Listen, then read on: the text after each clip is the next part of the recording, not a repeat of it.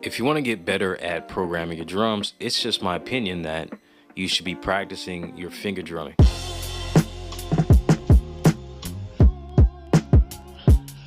When I decided I wanted to get good at finger drumming, I completely shifted the way that I create, from programming individual sounds like kicks, snares, hats on their own tracks, to organizing a whole idea, like one beat on a single pad bank on 16 pads. And when I put everything on one pad bank, then I can focus on performance. And that's pretty key, because instead of thinking about quantization settings in order to make my beat sound more human, I can practice enough where I get good enough, but I'm still not perfectly on the grid because I am human.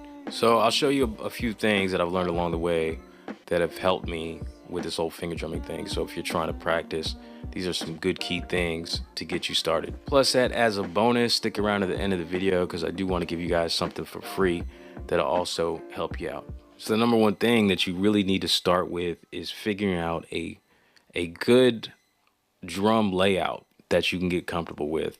So I've developed mine over the years.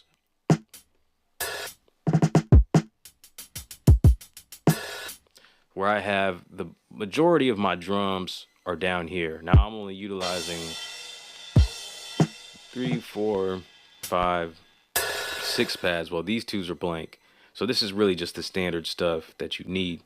Well, at least that I need. You might want to throw some other percussive stuff in there. And then from there, I've reserved the top pads to put like loops and chops. So you want something to play along with. You could start out by just possibly playing with the metronome and playing along, and I definitely think you should. I did this whole sequence through finger drumming, so it's all programmed in one go along with the chops.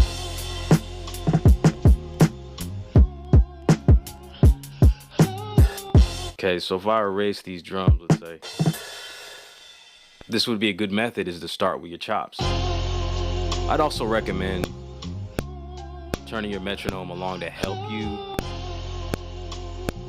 play along and keep time.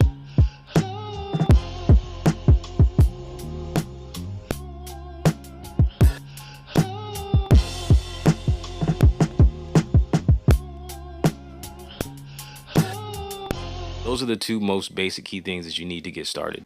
Pad layout, start practicing that way, but also start practicing with some sample loops or some chops. Sequence them, turn your metronome on, help you keep timing, and just play the drums. When I first got started, I actually left full level on and focused on just figuring out the patterns. Now I prefer to turn it off, because if this is a performance, you want it to sound more human, more natural, then you're gonna have those velocity variations. And if you keep full level on and you're programming your drums by finger drumming, then you're gonna have to go in the grid and edit those note velocities to really get a better human feel. So the goal is to do the least amount of that as possible. At least it has been with me with learning finger drumming. I want to be able to perform and program a lot quicker, because my performance skills, I practice to the point where I don't need to do too much post-production. It's just all pre-production in the practice stages of getting better at, timing. So that being said, well, I do want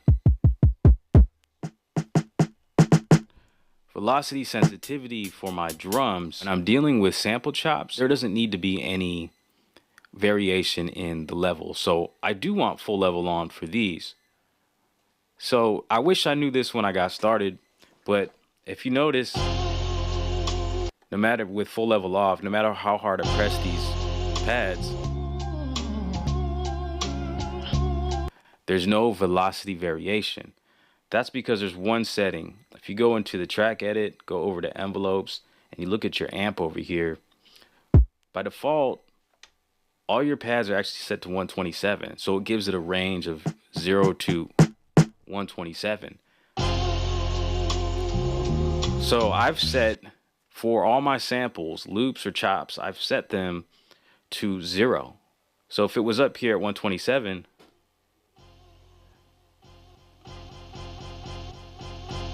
and I'm trying to perform velocity sensitivity with my drums, but I don't need that sensitivity on my chops, then it's gonna sound inconsistent. So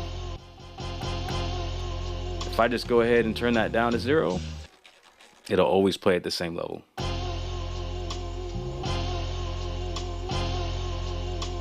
So that's basically the information that I have for you today. It's actually pretty simple as long as you got like a pad layout. And if you want to make it simpler, the freebie that I have for you today is I'm gonna give you this kit right here with this pad layout with these sounds so you can get started practicing finger drumming. So the top 8 pads will be empty to add your loops, sample chops to play along with, and you'll get the drums at the bottom.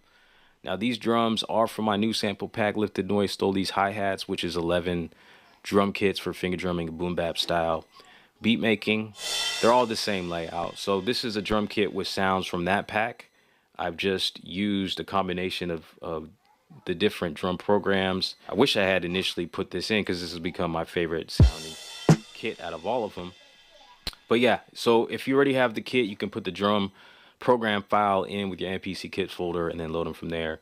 If you don't, this comes with the samples so you can get started finger drumming. So there you go. There will be a link in the description to a free download for this drum kit if you want to grab it up, get started. If you appreciate the video, give it a thumbs up, leave a comment. I'd like to hear about your finger drumming, how long you've been doing it. Put that down there. I appreciate y'all. So keep on running with your dreams. Y'all bless.